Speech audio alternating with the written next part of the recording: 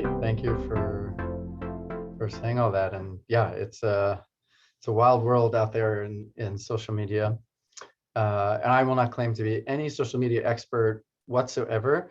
But what I put together today is really aimed at, for any therapist, what are the kinds of things that you can be thinking about? What are the kinds of things that you can be doing? People are going to run the whole gamut of how savvy they are with social media or other stuff. So this is not going to be about how to build the most successful therapy TikTok channel imaginable, because not everybody's going to do that. Some people might do it. Some people might do it a ton or a little, but for some people, they might not do it at all. I don't even have TikTok. So I would not be the person to advise you about that. But I just want to give you guys the basic flavor of whatever presence you're going to have on social media, kind of what are the kinds of things that that you can be thinking about or trying to do. All right, so just a quick overview. First stop is defining your practice, or you may think of this as branding. Some people don't like that word or think it's a dirty word, but I think it's a useful word, whether you like it or don't like it. And then next piece is marketing yourself, the how-to. And then the third piece, which I hope to convince you guys is really, really important, is just, is it working? Yeah. And sometimes that's really obvious, but sometimes it's not. Okay, so defining your practice. Therapy is done by people. People are unique. Your therapy practice is a unique brand, right? Each therapist is different from one another, even if you're both doing what fill in the blank kind of therapy, right? It would still be different. Even if you had identical twin therapists doing exactly the same kind of therapy, still identical twins are not exactly the same. And so each person is their own unique provider in a way. And in that sense, then you are the brand. And again, like it or don't like it, brands are a proxy. Brands are a way of communicating a lot of information in a very small amount of time or space, right? So we've got this graphic here with these different brands. Some of them you may be familiar with, some not, some you may recognize well, some not. But right, all you have to do is see that little circle with that picture, letters, whatever it is, and you get kind of a flood of information, right? Or just a little bit of information, right? But just that little color and letters conveys information, right? And so in that sense, then branding is really about, can you convey information to people when they don't have time to read your autobiography, or when they're not going to read every page of the website that you spent hours painstakingly crafting so that it's perfect and beautiful and wonderful, right? So are there things that can be kind of a shortcut for you where people know what you're about, know what to expect, know what they're going to get without having to know everything about you? Yeah. And one of the things that brands are generally trying to do, and that they do really well if they're succeeding, is they create trust. And in a profession where trust is kind of the currency, I don't have to tell you guys that trust is really priceless. And so brands that have our trust, right, we let down our guard, right? And we bypass certain skepticism or even certain just basic questions. And we say, oh, that's a good brand, so I'll do that, right? I bought some coffee today, Starbucks coffee. So I walk into a Starbucks and I just know what I'm going to get. I don't have to ask, how hot is the coffee going to be, or am I going to like the flavor, or what's the cup going to be like? All of that stuff is just automatic, right? And the same is true for us clinically, where if somebody is referring a client to you, right? Ideally, that's based on a certain level of trust where they're going to think of you and they're going to contact you or have the client contact you, because they don't have to go through every single piece of information in their head to say, is Tiana, is Carissa the right therapist for this client? They just go, Carissa's great, Tiana's great, Kiana's great. These people are great, and I just want to send them more clients. Yeah, that's the level of trust that we want to get from people. Yeah, and in order to do that, we have to know what we're giving to people. Yeah, what defines us as a therapist. And so that's not so much a doing kind of a thing as it is a thinking kind of a thing. when people think of you as a therapist, what do you want them to think of? Yeah? What do you want them to take for granted? What do you want them to think, oh, this person is really exceptional at that? What do you want them to think? Oh, this person's really skilled at that. And again, everybody's unique. We don't have time to do everything. You're not going to do every kind of therapy. And so each of us will have certain kinds of niches or categories or what have you that we just fall in because you can't be everything, right? So for me as a clinician, as I told you, mostly do medication, a little bit of therapy. So when people think I want somebody who's purely a therapist, they're not going to think of me. They know that. That's okay. If somebody's got a client, a patient, and they say, I think this kid maybe needs medicine, but I want them to see somebody who knows their way around therapy, that's me. They're going to send them to me. Yeah. Because they know that I'm going to be thoughtful about the medicine, but if there's some issue where therapy really would be a good solution, then even if I don't do the therapy, then I know my way around that enough to say, okay, here's kind of a direction that you would want to head in, or here's some people who are excellent therapists who you might want to think about. Yeah. And so when we're defining this, in the beginning, it's very hard because you might not have a sense of yourself as, what am I? Or you just might feel like, well, I'm not fully formed yet. Or you might feel like, well, I'm fully formed, but I don't know exactly how I want other people to look at me. And so this is not about getting the right answer, defining yourself in some permanent kind of, people can feel very boxed in by that, and rightly so. This is really just about trying something, right? And testing it out. And that's why later on, I'm going to talk about, is it working? Because if you test something and then it's not working, you just do it differently. You get to redefine yourself as many times as you want. The beauty of the internet is you can only be famous for 15 minutes, and then you can change and then be famous for 15 minutes again as a different person. Yeah. Okay. So then let's say you've defined yourself in some way. How do you go about marketing yourself? There's many, many different ways to think about this, to divvy it up. But so I've just taken a few different aspects of this that I wanted to talk about. One is people relationships. Ultimately, people are going to refer you clients unless you go to a service like Reflect, in which case Reflect is going to refer you clients. But Reflect is also run by people like me. And we have people involved in our matching process. And so even there, even though we do have an algorithm that helps us, still, it's really people who send you clients. And so the relationships that you have with people are really key. And some people will send you a lot of clients. And so there may be people where those relationships are actually very, very important, right? And people who do a lot of marketing know this. And that's why, for example, for me as a psychiatrist with the MD, drug companies want me to prescribe a lot of different kinds of things. And so they're really incredibly invested in trying to find somebody who can develop a relationship with me. So I get these emails of like, hey, I'm the rep for so-and-so medicine. I want to, buy you lunch, or I want to sit down with you. I want to grab coffee with you, right? They send people to try to develop a relationship with me because ultimately it serves their business interest of me prescribing their medicine. And sadly for them, I don't meet with any of those people, so I don't have any of those relationships. But they know that that's the special sauce, right, of getting me to do what works for them. And so when it comes to people referring you clients, the relationships are really going to be the engine of that.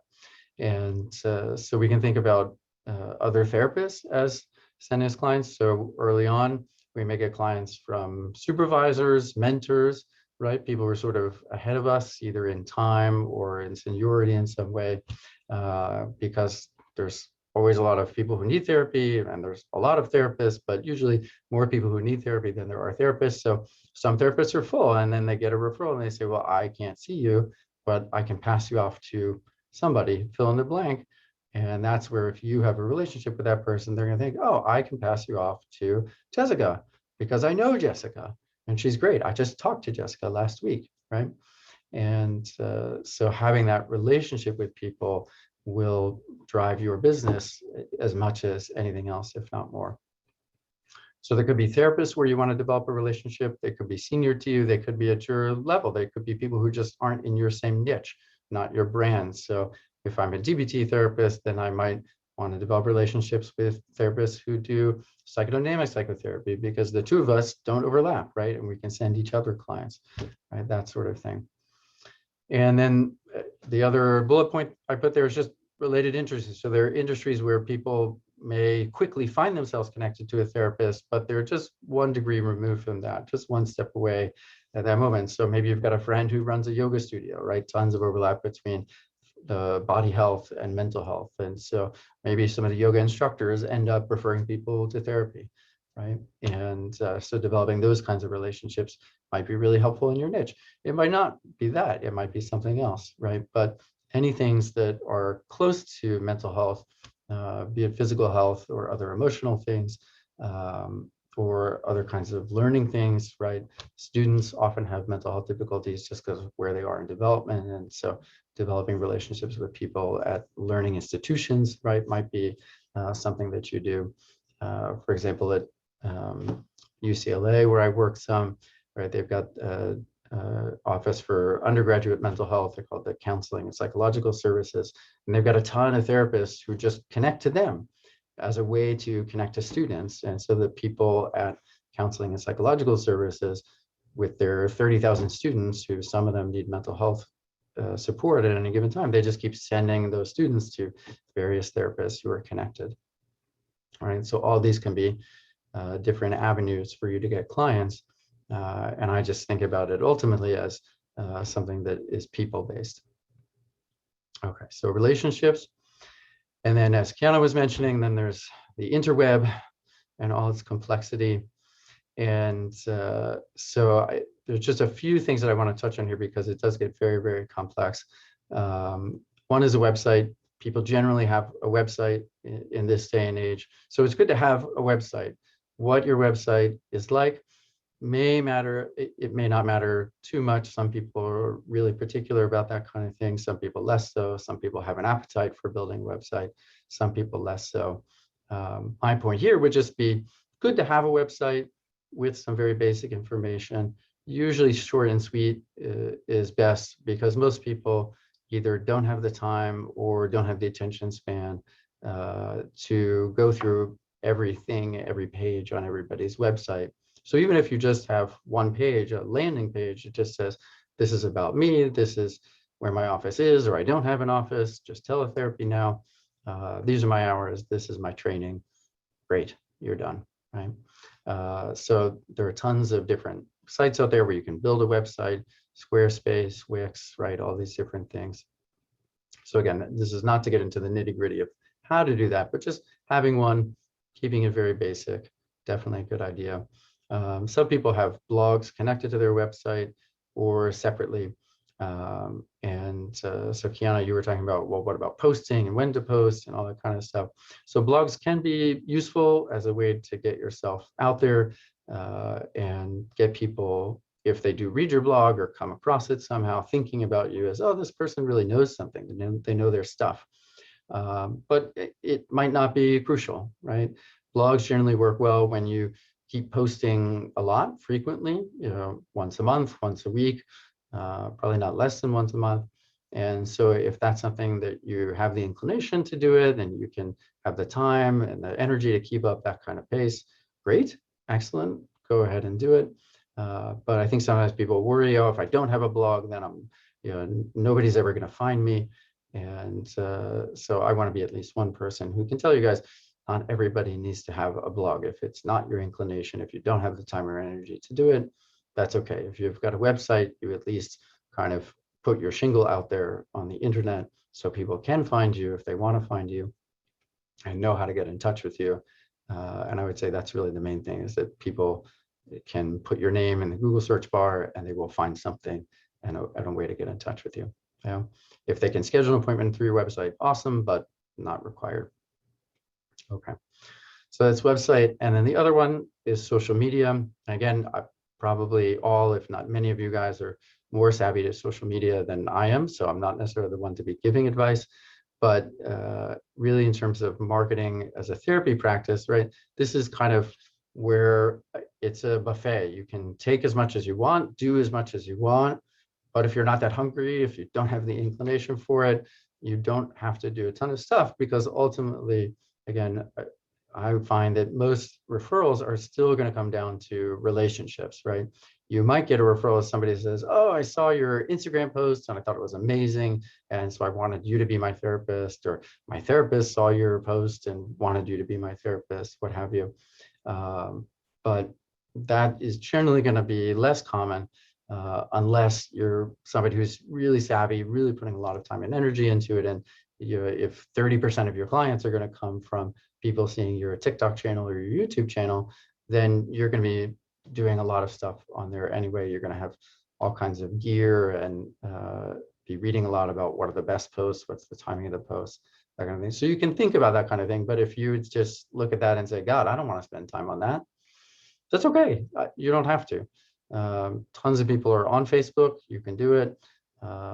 Sometimes I think Facebook is getting increasingly for people who are my age or older and not people who are younger. And so if you're trying to attract clients who are younger, then maybe you're not on Facebook. Maybe it's really just Instagram, right? And you're just posting pictures and stories. But so the point is really that you can be thoughtful about it based on what kind of brand you're trying to build and what kind of clients you're trying to attract and what you want people to think of when they think of you, right? And so what you post, how you post it, really is going to spring from what defines you as a therapist, rather than just looking at the whole landscape of social media and saying, let me just try and do a lot of that stuff, because it won't necessarily match up with what you're trying to put in people's minds, or you'll just put tons of time and energy into it without necessarily getting the result that you want or the clients that you want. You may get referrals, but they may not actually be quite as good a fit for your practice. And then the third point I wanted to make about marketing yourself, and this really connects to the fact that so much of referrals is about people and relationships, is a communication. And this is where things can fall off sometimes. Sometimes people will think, okay, well, if I've got a website and I'm putting together all this content for these different social media platforms, great, then I've marketed myself and then people should come rushing in. But even if people come rushing in, you want them to come rushing in and then keep rushing in and then keep rushing in, right? Because whatever clients you have, some of them will stay for a long time and some of them won't. You need referrals to keep coming in the door. And so in order to have that happen, to have success over time, then you want to start by reaching out to people. Reaching out could be posting content on the web, but it could be in your relationships, reaching out to people saying, hey, I'm opening this practice, teletherapy only, in-person only, whatever it is, right?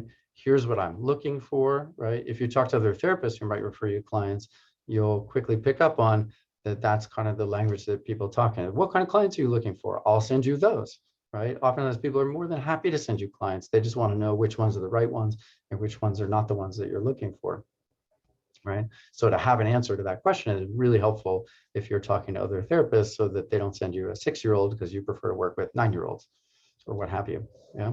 So reaching out to people and proactively saying, hey, I'm looking for clients. These are the clients that I'm looking for, or this is where I'm at. Send me whatever clients you have. I don't care. That's fine. That could be a brand of I'll take anybody, but there are certain things that I do for those people no matter who you send me. Yeah. And then reaching back out to people, and reaching back out to people could be, hey, thank you so much for that referral. I'm still looking for more clients, so feel free to send me more, right? And so when people send you a referral, right, it may not seem like it's a big deal to them. It may not seem like it's a big deal to you, but you want to reinforce that. Even if it's not really a big deal, even if it's your 23rd client, right? If people are sending you referrals, you probably want them to continue sending you referrals, right? Until you're good and full and you feel totally secure in it and you never stay up at night worrying when the next clients are going to come in. And so just to send people a little quick message of gratitude, thanks for thinking of me, right? And yes, I'm still looking for people, or no, I'm not, or I'm not looking for people right now, but if you've got clients in the next 3 months, just send them to me anyway.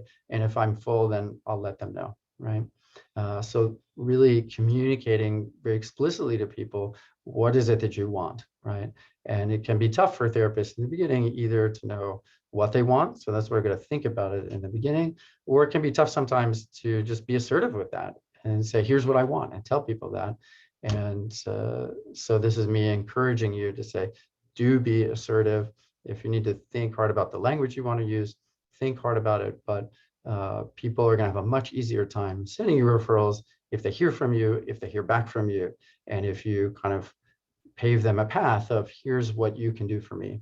Yeah, because oftentimes people are happy to help, then they just may not know exactly what to do to help. So you just tell them, here's how you're going to help me, right? And if you're scratching their back in return, great. That's always nice to do. If all you're sending back to them is gratitude, that's really nice to do, right? But reaching back out. And then the third point I put down there is reaching back again, because sometimes you just need to keep at it. Sometimes people will send you a couple of referrals and you've been grateful to them or whatever else, and then things stop, right? Or sometimes you reach out to somebody a couple of times or a few times and you just haven't heard anything, whatever it is. And it can be very discouraging sometimes, depending on the situation you're in, or sometimes people just feel like, okay, well, I guess I'm not getting anywhere with that. But again, just from my experience, from doing the kinds of things I do with Reflect, I would say, especially with COVID, with everything that's going on, people are so overwhelmed, people are so busy that they might hear from you 2 or 3 times and want to get back to you, and they just get carried away with something else. And so to keep reaching back out to people can be really, really helpful. To just say, hey, I sent you a couple of messages. I don't know if you saw them. I just wanted to give you a little friendly nudge one more time, just in case. Yeah. And every once in a while, you'll get a reply from people. Oh, thank you so much. You know, that other message, you know, got deleted by accident, or, you know, such and such happened with my mom, and then I got distracted because I was taking care of my mom, whatever it was. If you can take that extra step to keep reaching out to people who have sent you referrals or might send you referrals, then that can really pay off over time. Okay. And then the third part, is it working, right?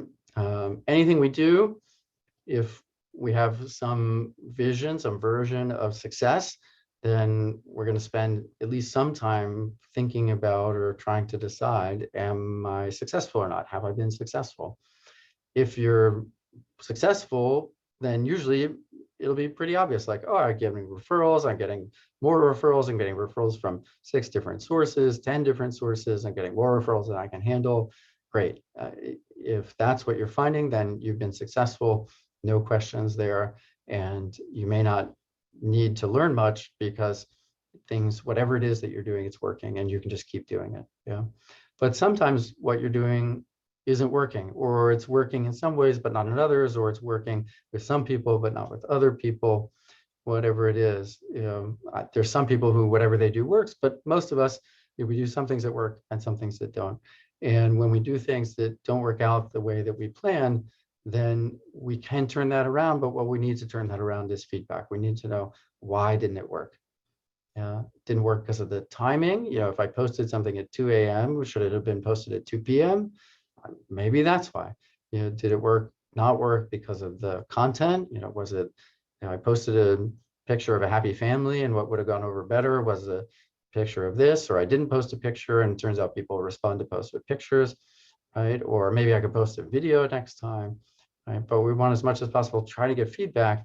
It's very difficult to get feedback from social media, from the internet, because there's not that many people paying that close attention to what you're doing. But there are places where you can get feedback, and often it can be very valuable, especially if you keep hearing the same feedback from different people, from different sources. So we've all got friends and family, or hopefully at least one of those. And so even people who don't know anything about mental health, they still might know a lot about, you know, the idea of looking for a therapist. Many of our friends and family members have looked for a therapist before. So we just need their perspective as a potential client to say, hey, what do you think of this? Hey, what do you think of that? Yeah. And so we can interpret their feedback however we like, but just getting their feedback, it gives us a place to start. For those of you who have supervisors, or recently had supervisors, or will have supervisors, supervisors are great because that's part of what they're there for, right? We think of supervisors as there to help teach us how to do therapy, and that is also what they're there for. But ideally, therapists or supervisors are there to help us become a therapist in the sense of becoming a professional, in the sense of running a business. And many supervisors that you have, I'm sure, are in private practice themselves or have been, or just know people who are. They've got more experience than you, at least, unless you were in the business world before you went into training to be a therapist. And so there's somebody who you've got their attention, right? They're focused on your growth and development as a therapist. And so getting their feedback can be really helpful. Getting feedback from clients is fantastic. And sometimes clients will offer that spontaneously, like they contact you and they say, oh, I saw this thing that you did on Instagram and I thought it was awesome. And so I sought you out. Okay, that's feedback.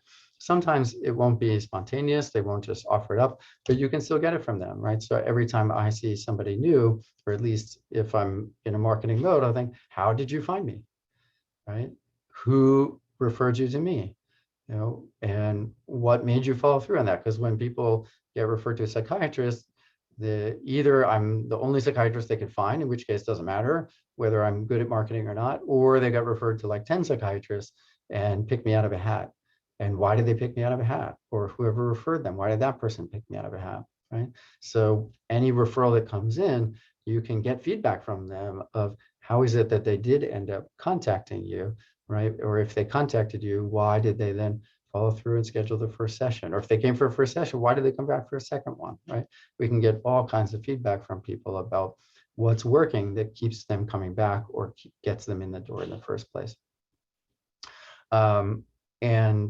As maybe a last resort, or if you're just inclined to this kind of thing, or if you just feel like you want somebody objective, but who has a lot of experience, then certainly there are consultants out there, people who maybe used to be therapists or are therapists, or just are business people interested in mental health, who they will charge you money to help you figure out how to market yourself. Oftentimes it won't take that level of analysis to figure this stuff out, but those people are there if you want them, at least.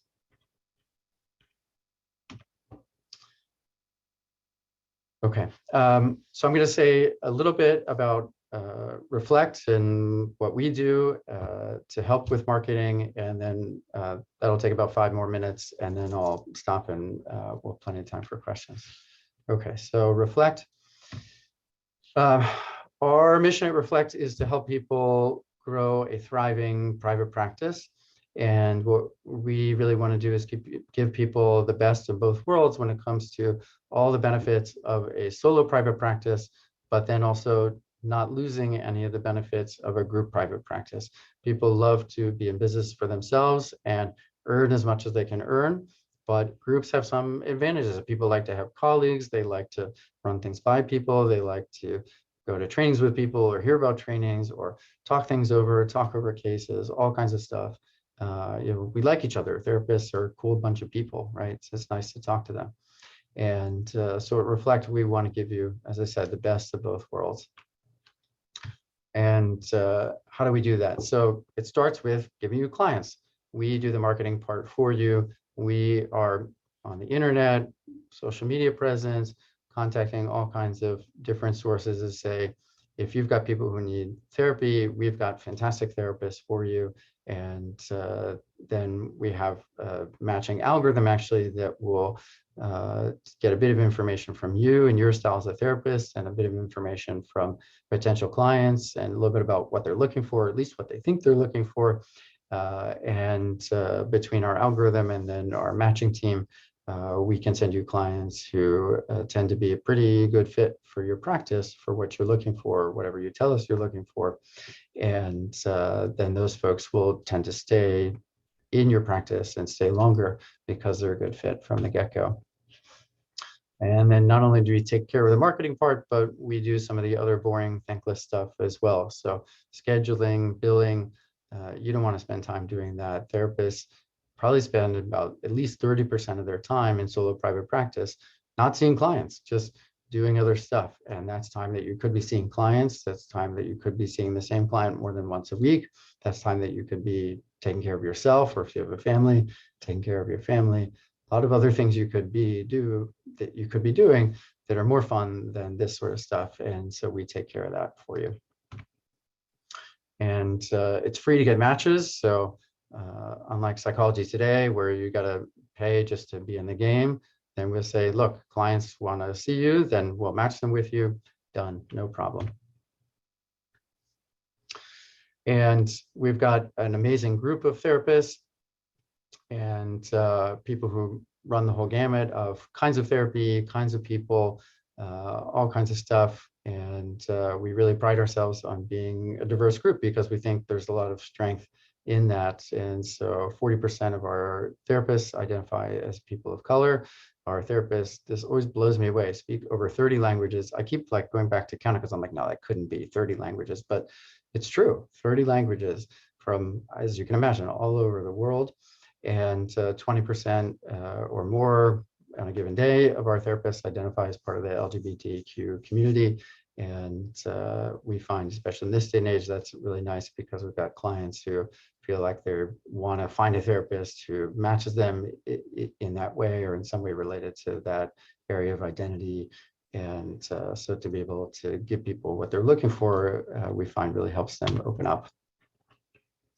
And then we do our best to provide a community for you as a therapist and support your professional growth and development, whether that is a Facebook group where you can ask questions, talk about difficult cases, say, hey, what resources are you guys using for this or that? Continuing education credits we offer for free for our therapists.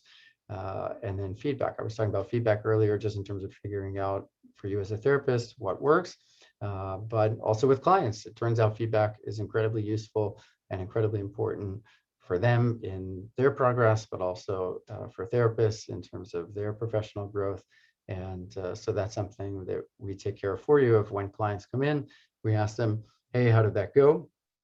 And then we just shuttle the answers right over to you so that before the next session, you can see, oh, well, you know, the client was doing this in the session, but then after the session, they said this. Well, now I'm glad I know that because the next time I see them, I can ask them about that. And so we find that when clients are filling out feedback, they tend to actually stay much longer in therapy and feel like therapy is more productive. They already feel like therapy is productive. They love our therapists, but they get even more out of it in addition to being happy. And so we'll take therapists who are all over the spectrum clinically. What we're looking for really is just people who are passionate about what they do, about being therapists, people who have a bit of an innovative spirit by getting involved in building something new. We are a startup, and so we are constantly trying to innovate and make things better for you guys and for clients. And so we do ask for some flexibility because things change sometimes. They shift as we build things and create things and try to make therapy as simple and easy as possible for you. And then we just ask for a little bit of your time, at least 5 hours available. Potentially, it doesn't have to be 5 hours that are open, but just 5 potential hours where you could see clients. Less than that, we just find it gets either really hard to match you with clients, or then we're just not doing very much for you if we've only sent you a couple of clients. It's just not that valuable. And so we want to be as valuable as possible to you guys.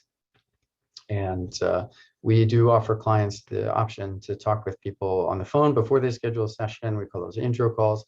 And so we ask people to be available for those, as well as, of course, the therapy sessions. And that can overlap. It doesn't have to be separate times. And then we love to get feedback from you guys. We are kind of obsessed with feedback. And so we do ask people to be available every once in a while because we'll reach out to you, and we want to tailor things as much as possible to what you guys are looking for, what you guys need.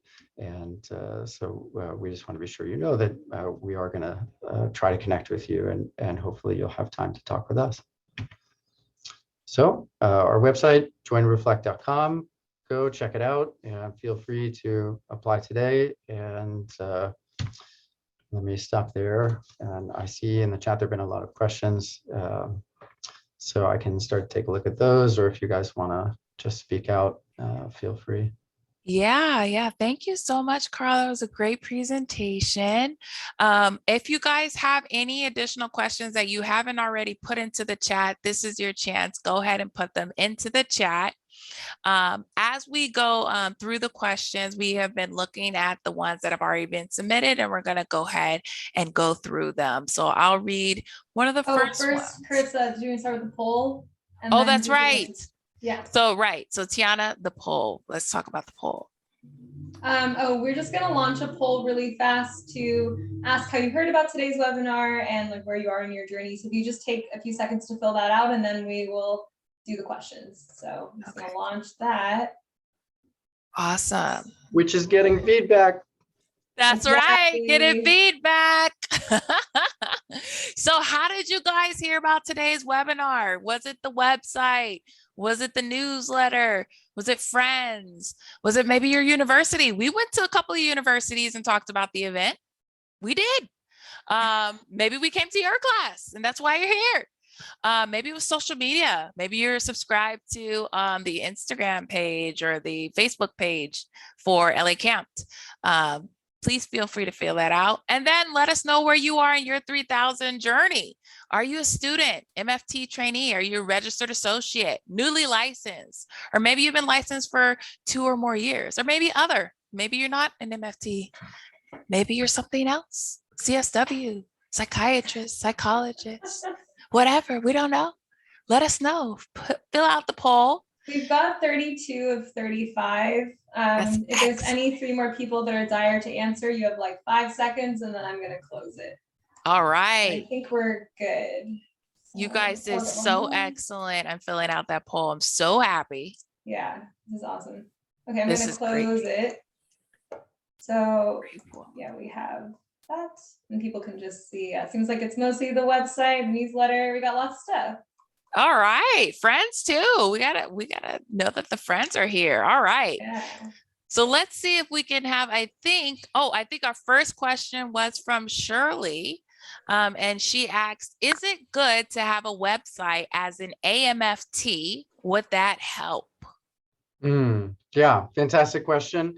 I'm pro website. So as long as you're so inclined to play around with it, then I think it's great because again, clients are not seeing your supervisor. They are seeing you. They're interested in you. They might be curious to know if you have a dog or a cat or where you're from or what your style of therapy is, your orientation, but they're gonna wanna know something about you because they're working with you. And so I always think it's just a cool way to start to connect with people. Even if you don't have to worry about referrals, just everybody's coming into you, then having a website is a way to put yourself out there ahead of time and start to establish your brand because everybody who sees you, right, if they're having good experience, they're going to say, go to, Tiana.com, check out her website, you're going to love it, and then go contact her. Okay. Did you want to add anything to that, Shirley, or you feel like it was good? No, it's helpful because I'm like part-time at a private practice. So there's a little bit of my information obviously on there. And then I'm at a nonprofit, but the nonprofit doesn't count. It's just more of the private practice that I'm just gaining my hours at. And so I was just kind of wondering if I could do that and, maybe like put a link to her website there to where it's all connected, in that sense. I think it would be helpful, but I just kind of wasn't sure whether I want to dive into that just yet. Absolutely. And I would encourage you to not think about it as a huge thing and just, pick a website builder and play around with it and publish it and then leave it there for a week or 2 weeks or a month and then see what you think. And you can always pull it down, right? So you're not doing anything permanent. Okay, great. Thank you. So I think our next question is from Susie. She wrote, I am looking to finish my hours. I only need about 250 of my family, couples, kids. Does it make sense to revamp all of my advertising to those areas specifically and then change again once I've completed my hours? Great question. Yeah, terrific question. I guess it depends a little bit on sort of how much you need those hours or how quickly. If you're trying to finish that all by like July 1st, then I would say, yeah, retool things, get those clients, get all that in, and then shift again. If you just need those at some point this year, then you can see. And then again, sometimes the feedback is helpful. So any of the referrals that you're looking for, whether they're couples or kids, you can talk to them and figure out how they found you and see what's working that drew them into you. And if you feel like, okay, well, that's probably good enough, great. But if they're finding you totally by happenstance, or there's just one referral source that's sending you those and you need more referral sources, then yeah, it may make sense to retool things a bit. And again, I just encourage people to think about whatever they're doing on the web as very much in flux, very flexible. And so you can change things one week and then put it back the next, right? You can, in many website builders, sort of save one version and then change it and then pretty easily revert to the old version, or just move on to yet a third version, right? There's all kinds of things you can do that you're not tied to at all. Awesome. Great question. Okay, so the next one is from Carrie. If you were to thank someone for a referral, wouldn't that be a confidential issue? No, because they referred to the client. They know that the client saw you. Yeah, they don't know anything about what happened, so you're not violating the client's confidentiality. But if Caroline sends me a client, I say, hey, Caroline, thank you. And you don't even have to say that you saw the client. You just say, hey, Caroline, thanks so much for thinking of me. And having that, asking that person to contact me. Done. Great, great. Follow-up question from Susie. What is the typical turnaround time from applying with Reflect to being accepted? Very good question. I was trying to avoid that one, but you guys are too good. So it just depends a little bit on what the demand is. And we have actually very high demand recently since the new year. And so that has slowed us down because we're just trying to get through a lot of applications and be able to send everybody all the clients that we have. So typically what we're aiming for is a week to 2 weeks from when you first reach out to us starting to send you new matches. At the moment, we're looking at more like 4 to 6 weeks to be able to get people on board, just because there's too many applications. But still, we encourage people to apply, and we will get back to everybody as quickly as we can. And once you're in, and then we will try to send you as many clients as we possibly can, however many you want. Okay, awesome. So I have a two-part question. So the next question is, can we be AMFTs, I'm assuming, to join on Reflect? And then do you offer supervision? Yeah, so absolutely, you can be AMFTs or pre-licensed associates of any stripe, whether social workers, counselors, anything like that. Obviously, you guys are all MFTs. But yeah, we'll take those folks. We don't offer directly supervision, so we don't employ people who are supervisors, but we have a lot of supervisors in our network. And I should say, actually, because this maybe wasn't immediately obvious to you guys, so we're California based. So we actually were born in San Francisco and then a little bit later moved down to LA. So at this point, we have a big network of big community of therapists in both cities, and beyond that, other areas of California. But what that means is that since supervision can be virtual most of the time, then even if you have a supervisor in San Francisco, that could be somebody who is a really valuable part of your development. So anybody we have in our community who is a supervisor, we'll reach out to them and say, hey, we've got so-and-so who's a fantastic associate looking for supervision.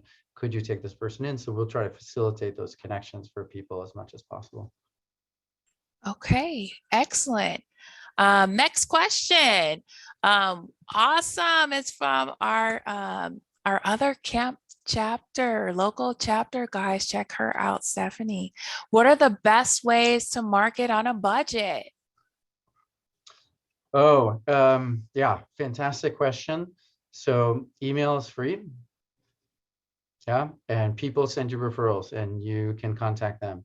And coffee is not free, but it's pretty cheap. And so now that the world is hopefully getting a little bit back to normal, even though gas is incredibly expensive, if you go see people and have coffee with them, buy them coffee and maybe a croissant, that is pretty low budget. And one person could send you 10 clients. That could be incredibly valuable. And so picking people to reach out to, reaching out to them either in person or digitally. Websites, you got to pay a subscription fee, yada, yada. You could ditch all of that and do it kind of the 20th century way and still have a lot of referrals, because ultimately it's people who are going to send them to you. Okay, next question. Are we being employed by you? 1099 question mark. Yeah, great question. You guys are in private practice, you run the show. We do not employ you, tell you what to do. We do give 1099s because we collect the payments from clients and then pass them on to you. And so, yeah, we have to do 1099s for your taxes, but you're not an employee. Yeah. Okay. Oh, I like this question. What's the average of getting Spanish speaking clients monthly? And what's the cost of therapy sessions? That's a great question. If the question is like how many Spanish speaking clients monthly, I would have to look into that. I can definitely get back to you guys on it. I would say certainly the majority of clients that we get are at least bilingual English speaking, not that many monolingual Spanish speaking clients, although we definitely get some. And so if that's something that you're looking for to serve a Spanish speaking population, then that would be something that would be part of the matching survey that you would fill out to tell us, hey, this is the population I'm looking for. And then clients that we get, again, because we have human eyes on everything, then we can start to funnel those folks towards whoever is interested in them. Particularly for groups that tend to be underserved anyway. Not everybody's clamoring for Spanish-speaking clients. Yeah. Okay. Okay. So we're towards the end of time. So I think these last two questions are going to be the final ones. But of course, you guys, information will be provided at the end. So what is the therapist earning an hour, LMFT to be specific? Yeah, great question. So we want to try to maximize access for clients in addition to building a valuable service for therapists. So we preset rates. It doesn't matter what kind of therapist you are. And so our starting rate for individual therapy is $165 an hour for clients. So that's what clients pay. And then the way we stay in business is we do take a small cut of each session. And so then therapists take home a little bit less than that. And then it tends to be around 145 that you guys would actually take home. If you have a supervisor, then the supervisor also gets a cut. So whatever that arrangement is, it's less than that. In California, we pay supervisors and then they pay associates. And so you guys would ultimately actually get that from the supervisor's bank account. But also our pricing structure is such that we try to actually offer therapists more if they're providing a service that's more valuable in some ways. So if clients have sessions after 5 p.m., then they actually will pay a little bit more than that. If clients have session in person, then this year we started actually charging more for in-person sessions because you guys are taking on additional costs to have office space. That used to be a given, but it's really not anymore. And then couple sessions are more than individual sessions as well. Okay. And I think the final question we have here is, are these referrals people looking for therapists to be in their network for insurance, or are they primarily self-pay? These are self-pay referrals. So people come to our website as clients. You can check it out, joinreflect.com. And they say, I want to get matched with a therapist. And we sort of shout from the tops of the ceiling, this is a self-pay service. And when people sign up, they actually give us their credit card information before we even send them to you. And so we try to make it abundantly clear that they can get out-of-network reimbursement, and we actually can help clients with that, but they are going to pay upfront. Okay. Thank you, everybody, for your time tonight. We are so, so grateful. I want to give a big shout out, a round of applause to our speaker, Carl Flesher. Thank you so much for all of your wonderful information today about marketing and mental health. Thank you so much for sharing about Reflect. Is there any way that people can get in contact with you if they have more questions or things that they didn't get to discuss today?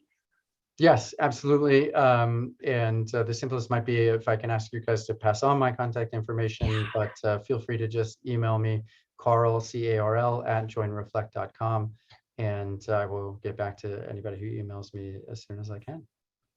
Okay, awesome. I have posted his email in the chat. So if anybody's interested and wants to reach out to our speaker, his email is in the chat, carl@joinreflect.com. I want to thank everybody that came here today to make this possible. 3,000 clubs strong. We did it, guys. I'm super duper excited for all of the future events that we're going to have upcoming. Please feel free to reach out to us at prelicense@lacamp.org. Our email is also in the chat if you want more information about this webinar, because we will be putting together the recording and reaching out to all of the people that registered online through LA Camp. So look for that email.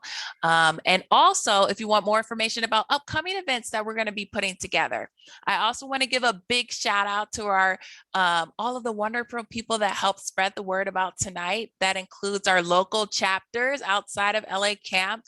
Big shout out to San Fernando Valley Camp with our pre-licensed rep, Stephanie. Thank you so much for supporting us and sharing your information with your local chapter. I also want to thank Josh from Santa Barbara Camp chapter for sharing your information and letting us share with that local chapter. I'm so proud that everybody was able to come here. Pepperdine, go Waves! I see my people here. I'm so happy to see each and every one of my Pepperdine Waves, my alumni, any students here. Thank you so much for coming. I want to give a big shout out to those that were invited from USC or UCLA or any of the other great colleges. I know that we got some Phillips Graduate Institute people here. I'm so happy to see you. Woo! Thank you guys for coming. We're so happy. We'd love to see you again. And please feel free to reach out. And that's it. Tiana, any words before we end the Zoom today? No, that's it. Just thank you so much, everybody, for coming. And this was such an amazing event, Carl. So really appreciate you putting this on for all of us. Yeah, thank you guys. It was a pleasure to be here. Yes. Oh, yes, that's right. Pacific Oaks. Oh my gosh, we got to see you guys in person. Thank you so much for coming, Pacific Oaks College. Oh my God. We love you guys. Thank you for letting us come in your class and talk about the event. We loved it. Love to see you guys in the future as well. Thank you guys. We hope to see you next time.